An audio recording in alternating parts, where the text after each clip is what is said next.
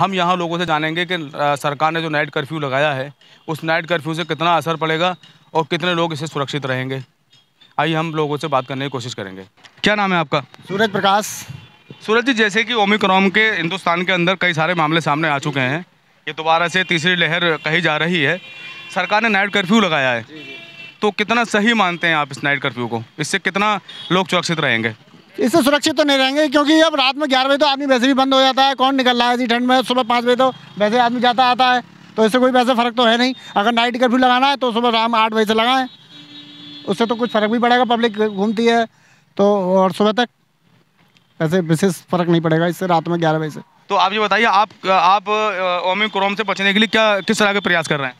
अभी तो हम कोई प्रयास नहीं कर रहे हैं, क्योंकि अभी तो प्रयास के लिए हमारे पास क्या, हम तो गाड़ी में बैठते हैं, सवारियाँ मास्क ही लगाते हैं बस, केवल अपना भी लगाते हैं और तो सवारियों को भी लगवाते हैं बस।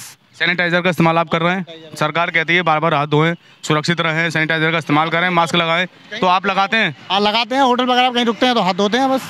ओमिक्रॉन का प्रकोप बढ़ता जा रहा है बहुत तेज़ी से, तो मैं अक्सर लोगों को देख रहा हूँ कि लोग मास्क नहीं लगा रहे हैं और लोग मतलब ये सोच रहे हैं कि पता नहीं अब कुछ नहीं होगा, लोग इस ख्याल में हैं। लेकिन सरकार की गाइडलाइन जारी हो चुकी है, नाइट कर्फ्यू इस समय चल रहा है और ये कहा जा रहा है सरकार की तरफ से कि आप अपने आप को सुरक्षित रखें, हाथ धोएं, मास्क लगाएं और लोगों को भी बताएं, जागरूक करें लोगों को मास्क लगाने के लिए, हाथ धोने के लिए, और भीड़ भाड़ वाली जगह से बचें जिससे हम लोग सुरक्षित रहें। अब शादी जहाँ भी है वहाँ भी 100-200 लोगों को कहा गया है, 200 लोगों की गाइडलाइन जारी की। और इस समय चुनाव भी चल रहा है, उत्तर प्रदेश में चुनाव की तैयारियां जोरों शोरों पर चल रही हैं जी। तो आप क्या मानते हैं कि चुनाव होना चाहिए या नहीं होना चाहिए? देखिए, जिस हिसाब से बीमारी बढ़ रही है उस हिसाब से पिछले चुनाव को देखते हुए, जैसे इन्होंने पिछले चुनाव भी कराया था उसमें भी बहुत लोग मतलब बीमार हुए, किसी की अपनी फैमिली से ही बिछड़ गए, किसी का सदस्य चला गया, तो उस दौर को अगर देखा जाए तो चुनाव को रोकना चाहिए। ओमिक्रॉन बड़ी तेज़ी से बढ़ रहा है, जिससे कि बताया जा रहा है कि हिंदुस्तान के अंदर भी हमारे 400 से ज़्यादा मरीज इसके आ चुके हैं, तो इससे बचने के लिए आप किस तरह के उपाय कर रहे हैं? उपाय क्या, वही है कि मास्क लगाएं और सैनिटाइजर अपना गाड़ी में साथ रखें, जो सवारियां हैं वो साथ रहें, उनका भी मास्क होना चाहिए, सैनिटाइजर हाथ धो। क्या काम करते हैं आप?